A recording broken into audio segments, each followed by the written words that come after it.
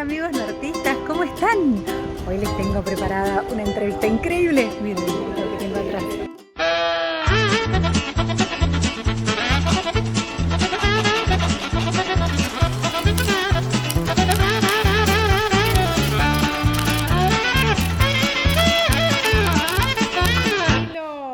¿Cómo va? ¡Qué lujo! Gracias por abrirnos las puertas. A ustedes por visitarnos.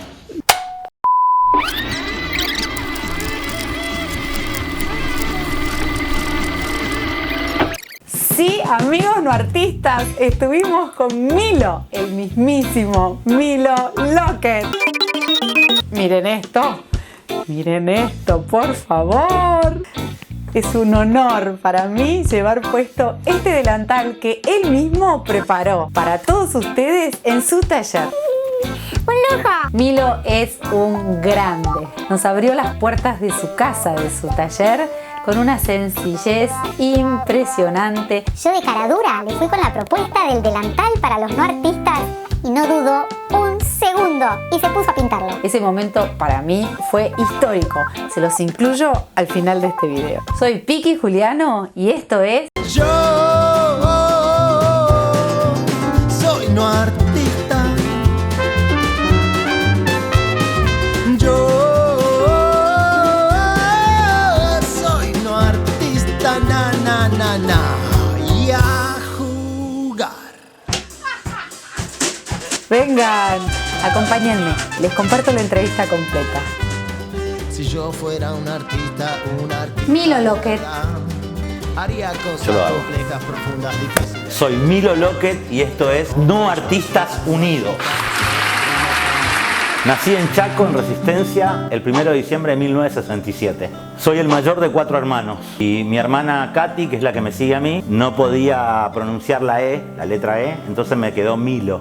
En vez de Emilio, me llamo Emilio. Y yo, para consentir eso, me llamé Milo, siempre me llamé Milo. O sea, y me sigo llamando Milo. Tuve una infancia muy linda, con mucha libertad. Sobre todo fui muy feliz de niño. Tengo recuerdos muy lindos de mi barrio, de mi casa, de la vereda, del club. Y tengo recuerdos muy lindos también de la escuela. Tuve una maestra que siempre me acuerdo, que fue mi maestra de jardín de infantes, la señorita Gloria. Aprendí mucho de ella. Una de las cosas que aprendí fue a compartir la comida. Iba a una escuela pública y entonces ella, para que no se note quién traía y quién no traía la bolsita con masita, hacíamos un juego donde poníamos toda la comida arriba de la mesa y mezclábamos todas las galletitas y compartíamos todo. Eso para mí fue esencial en mi vida. Después tuve un maestro que se llamó Mario Vanegas, que fue un poco el que me hizo tenerle gusto al arte. A mí me gustaba dibujar y él siempre me convenció de que lo mío era buenísimo. Era una persona trabajaba mucho la autoestima. Entonces, una de las cosas que yo defiendo mucho en la educación, me parece que lo más importante es que nosotros construyamos personas seguras, porque eso nos hace libres, podemos elegir relaciones sanas. Y eso es una cosa que lo aprendí ahí en la escuela, en la primaria, con este profesor de dibujo que siempre lo admiré mucho por su método de enseñanza. A mí me ayudó mucho eso después a enfrentarme con el mundo del arte. Esa seguridad que construí cuando era chico y esa autoestima tan alta hizo que vos después puedas convertirte en cualquier cosa, en cualquier personaje, dentro de cualquier sistema. Siempre fui creativo porque, a ver, a los 8 años jugaba al básquet y era petizo. Tenía que ser creativo para jugar al básquet, ¿entendés? Yo quería ser alto como los americanos, ¿viste? Pero era petizo, ¿entendés? Entonces tenía que manejar bien la pelota, pensar, jugar con la cabeza. Entrenaba más que los otros para poder jugar, porque era petizo.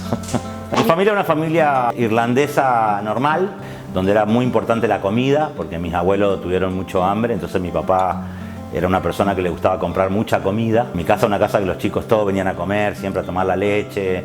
Era como una casa de encuentro y vivíamos en un barrio humilde, sencillo, muy lindo, a 7 cuadras de la plaza central de Resistencia. Y la verdad que disfruté mucho toda esa parte de la infancia y la adolescencia con mucha libertad. Mi papá siempre nos dejó hacer lo que quisiéramos, nos decía que no tengamos arrepentimientos, digamos, lo que ya se hizo, porque vayamos para adelante, siempre para adelante. Claro.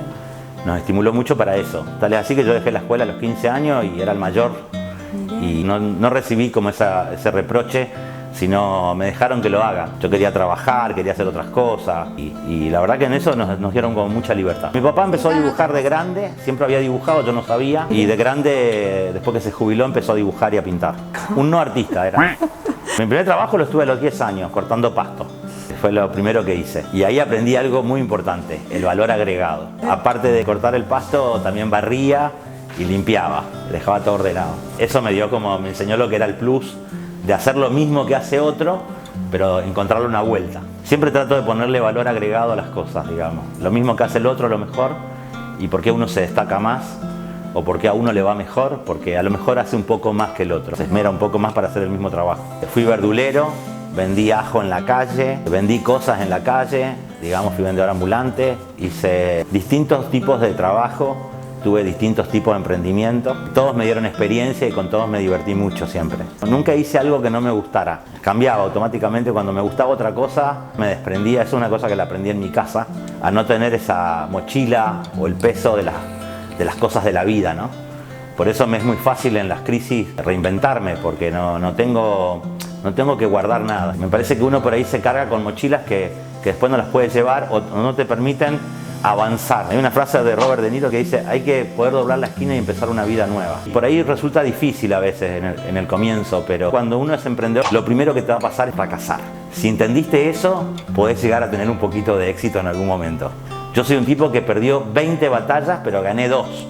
Las 2 que gané se las muestro a todo el mundo.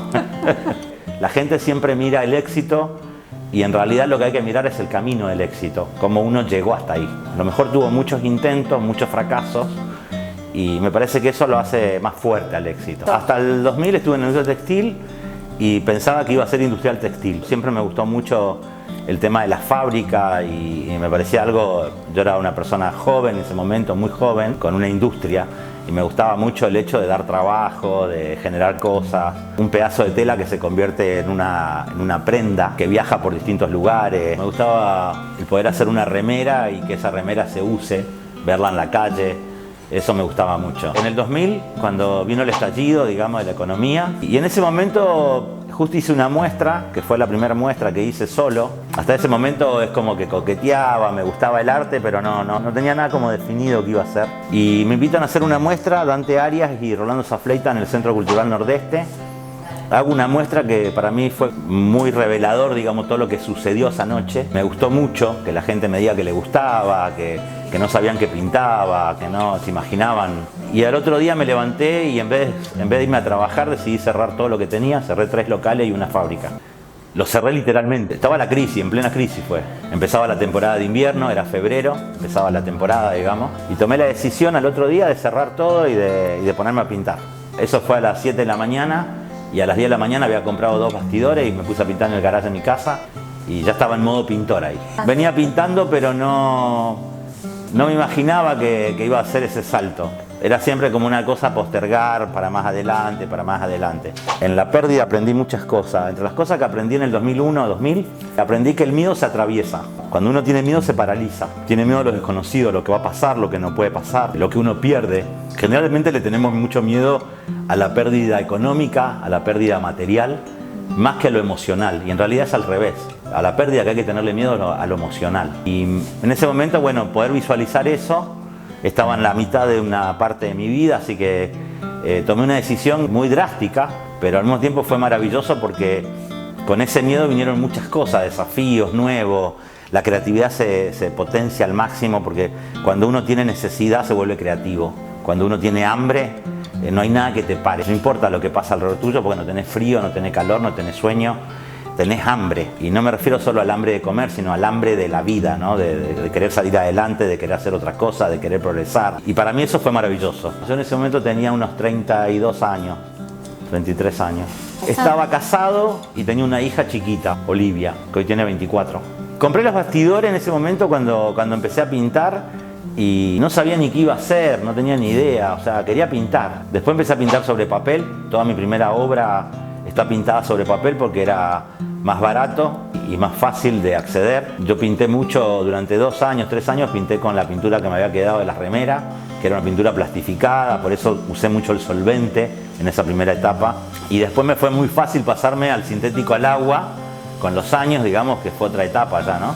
Pero al principio pasé de la pintura sintética, que era para ropa, que la usaba para pintar sobre madera y sobre papel, pasé a la pintura sintética, la pintura industrial, digamos, por una cuestión de producción, que también la usé sobre el papel, sobre la madera y la usé sobre tela. Y después pasé a la pintura sintética, al agua, porque era menos tóxica. La mayor riqueza que tiene un artista es trabajar mucho.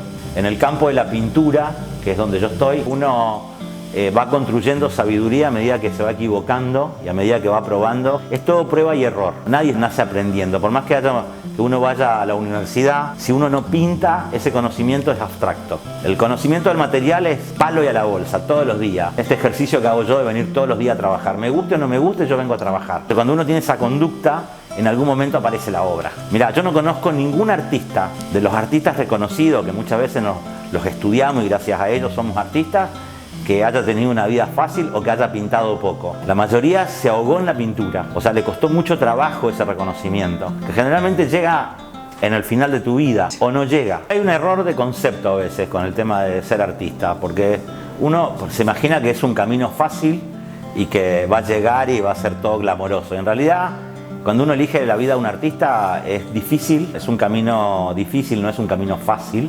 Por ahí a lo mejor es más difícil que otras profesiones porque no hay sueldo de artista, no hay remuneración. O sea, le tiene que gustar al público, a la gente, uno tiene que encontrar el nicho donde va a trabajar para ser artista. O si no, va a trabajar de una cosa y va a ser artista, que también es válido. En mi caso yo no lo concebía, yo quería pintar y quería vender mi pintura y vivir del arte. Y era todo lo mismo. Y lo pienso de esa forma, me imagino de esa manera. Y muero en el intento, no me quedo con la mitad del camino. O sea, voy hasta el final, salga bien o salga mal.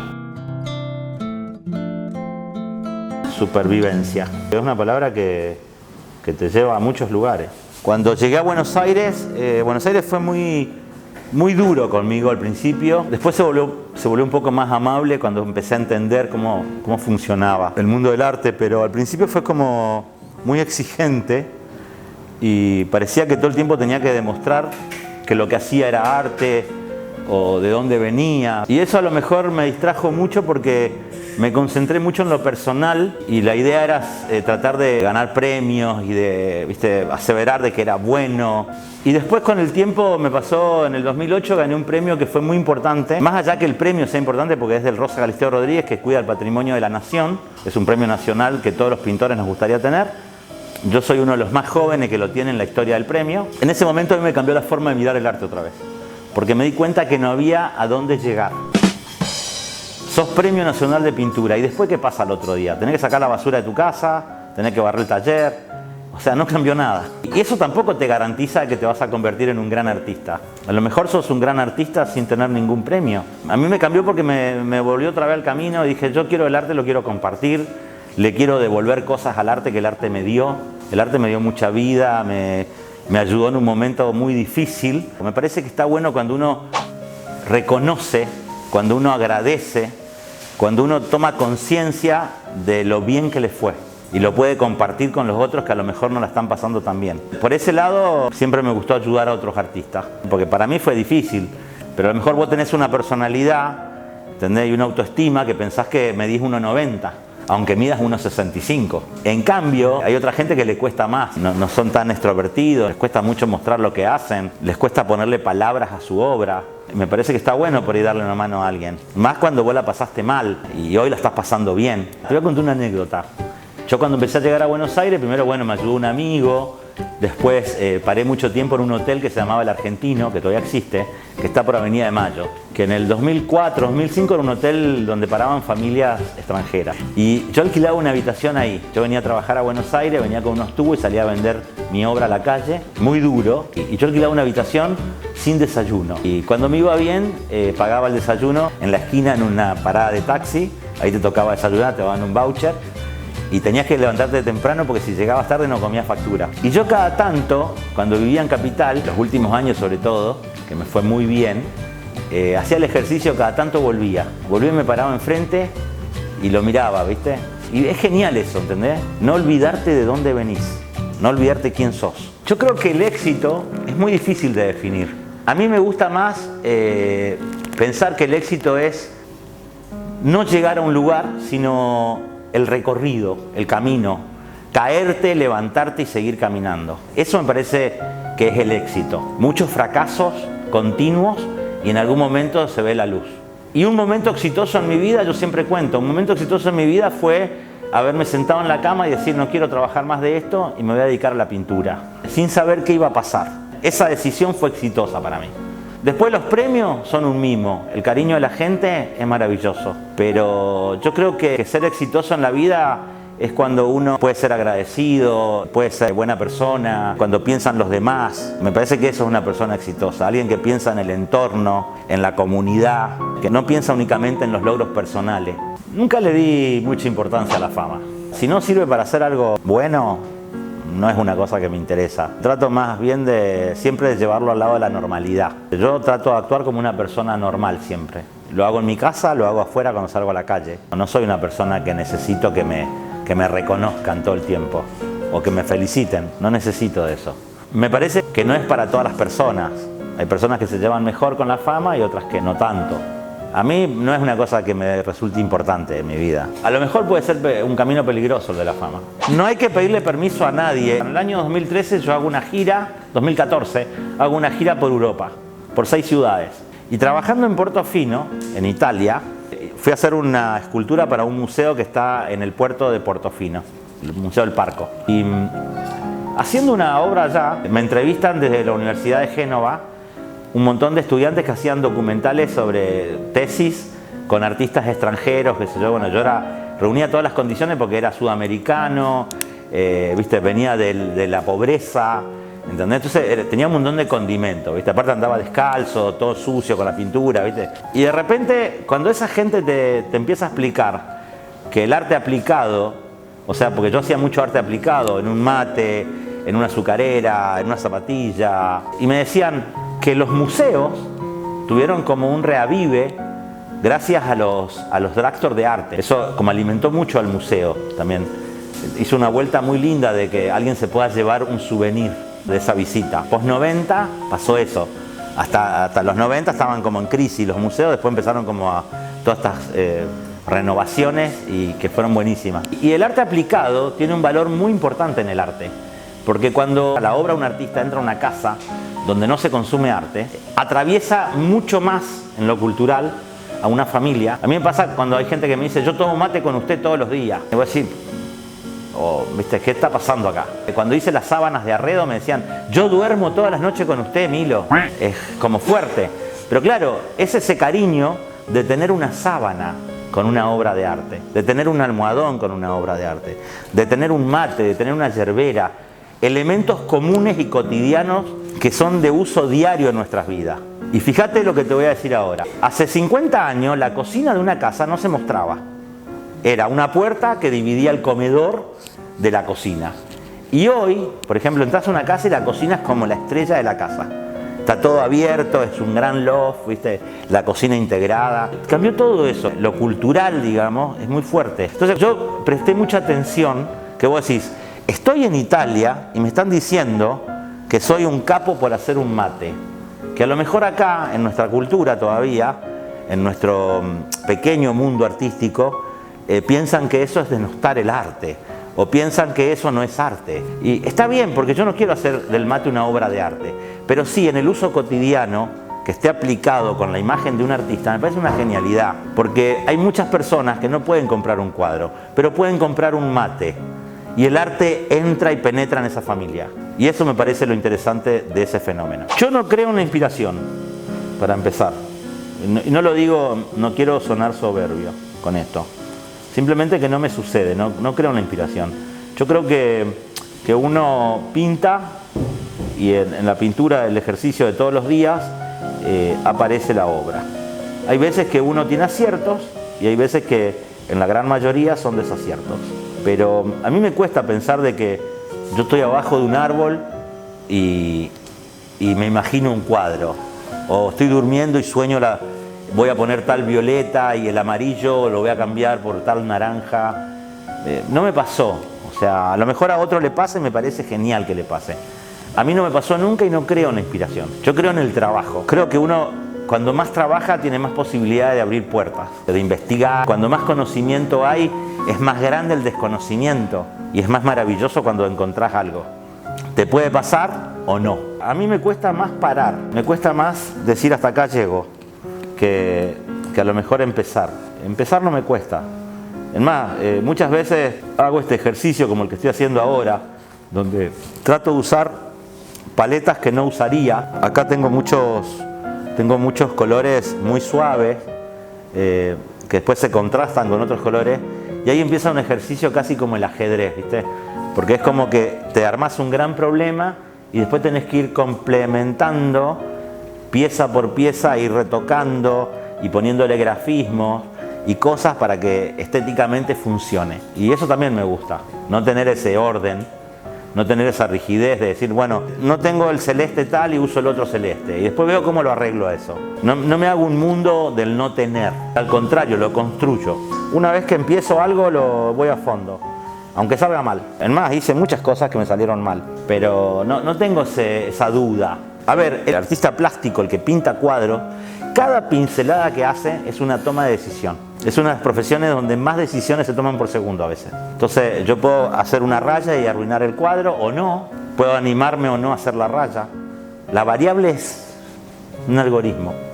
Yo no tengo ese problema, no tengo ese conflicto. Porque no pinto para que quede bien. O sea, a mí no me interesa quedar bien con el otro. Me tiene que gustar a mí lo que hago. Después, además, si le gusta a los demás, me parece bárbaro. Pero no. En eso soy muy egoísta. No pinto para alegrarla a la gente. Pinto para que me guste a mí. Si a mí no me gusta, no lo haría. ¿Se entiende? Incertidumbre pura. Ese es el camino del artista. Incertidumbre pura.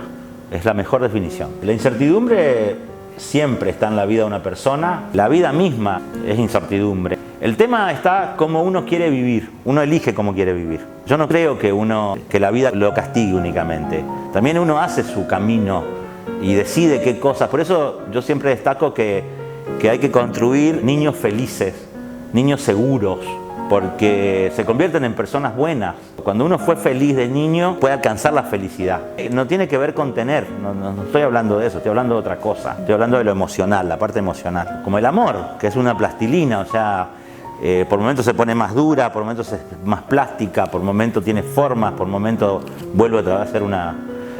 Me parece que es eso la vida, ¿entendés? Todo lo que hice en mi vida, desde muy chico, desde mi primer trabajo, todo eso me construyó a mí, me dio como una formación, digamos, sobre lo que era la actitud con el trabajo. En cierto modo creo que la vida misma te va preparando, por eso me parece genial haber tenido la vida que tuve, la volvería a tener de la misma forma, con esa intensidad, porque creo que cada momento lo viví de manera muy intenso. Disfruté de cada cosa que hice, nunca hice cosas que no me gustaron. Y si alguna vez las hice con el desafío de aprenderlas. Me parece que la vida misma te va preparando en cada momento, que te va mostrando un camino, te va mostrando una actividad, te va preparando para algo que viene después. O sea, todo sirve, lo malo y lo bueno.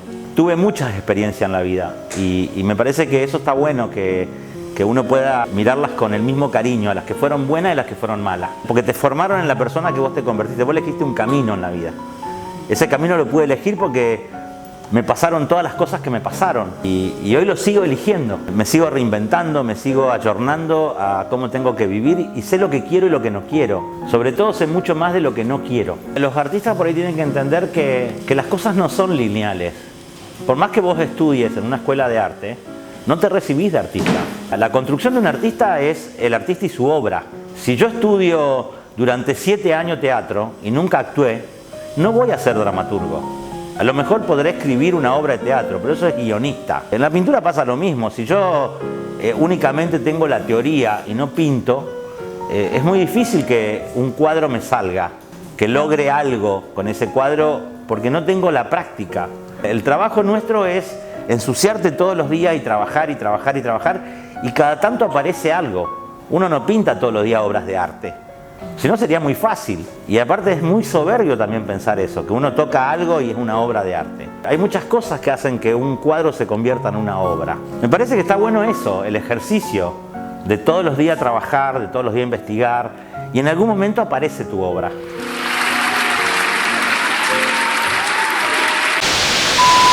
Me traje este delantal que lo compré especialmente para la ocasión, para ver si nos lo dedicás a los Sí. artistas. Pone acá. ¡Sí! Miren esto, delantal exclusivo para que Milo lo intervenga y estoy muy emocionada.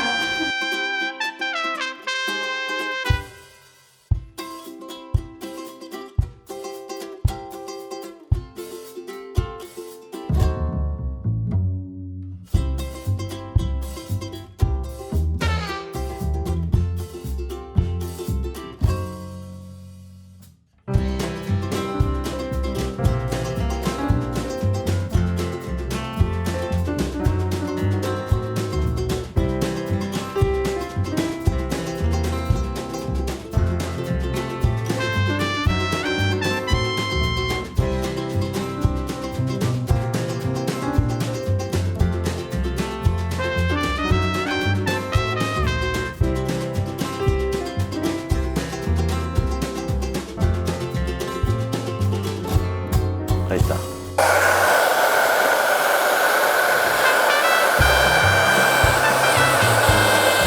Amigos no artistas, el delantal dedicado a todos ustedes de parte de Milo.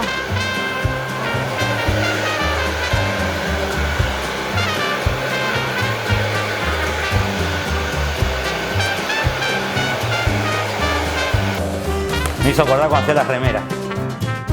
Gracias, Milo. Yo me lo voy a poner.